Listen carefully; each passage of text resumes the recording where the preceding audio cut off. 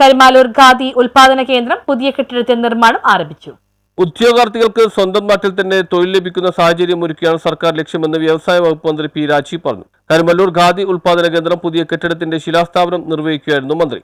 കുറച്ച് വർത്തമാനം കൂടുതൽ പറയുമെങ്കിലും മേനാച്ചേരിയാണ് ഇങ്ങനെ കാട് പിടിച്ചുകൊണ്ട് സ്ഥലമുണ്ട്, എന്തെങ്കിലും ചെയ്യണം മന്ത്രി എന്ന് ആദ്യം ശ്രദ്ധപ്പെടുത്തുന്നത്.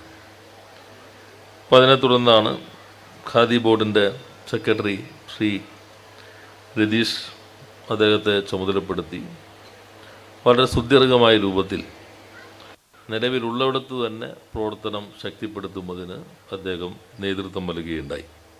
അതിന് ഖാദി ബോർഡ് സെക്രട്ടറി ശ്രീ രതീഷിനെ ഈ സന്ദർഭത്തിൽ ഞാൻ പ്രത്യേകം അഭിനന്ദിക്കുകയാണ്. അദ്ദേഹത്തിൻ്റെ ടീമിനെയും പ്രത്യേകം അഭിനന്ദിക്കുന്നു.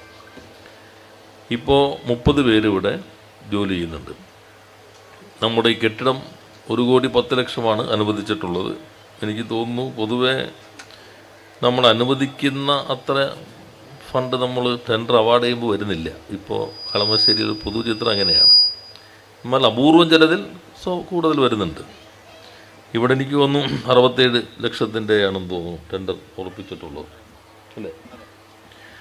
അപ്പോൾ ഈ സൗകര്യങ്ങളെല്ലാം വരുന്നതോടുകൂടി നമുക്ക് 100 പേർക്ക് കൂടി പുതുതായി തൊഴിൽ കൊടുക്കാൻ 100ലേക്ക് എത്തിക്കാൻ കഴിയും. 30 പിന്നെ 70. അപ്പോൾ ഈ നാട്ടിൽ തന്നെയുള്ള ആളുകൾ ഇപ്പോൾ നമ്മുടെ കരിക്ക് കൊണ്ടുവരുന്ന ഖാദിയുടെ അവർ ചുരിദാർ ആണെന്ന് ധരിച്ചിട്ട് ഖാദിയാണത് പുതിയ ഡിസൈൻ അവരിറക്കി ധരിച്ചിരിക്കുകയാണ്. അപ്പോൾ 100 പേര് ഇവിടെ തന്നെ തൊഴിലെടുക്കാൻ കഴിയുന്ന സാഹചര്യം. ജനപ്രതിനിധികൾക്ക് 2 തരത്തിൽ ആളുകളെ സഹായിക്കാം.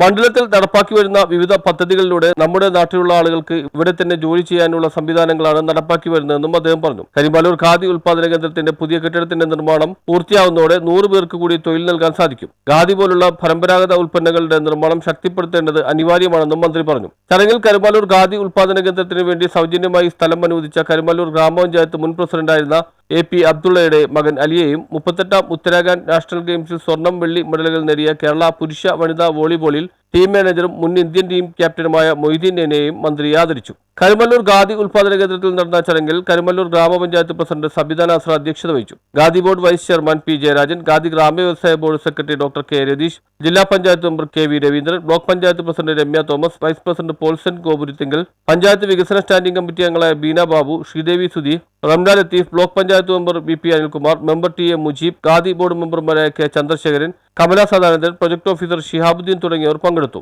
News bureau, Kochi.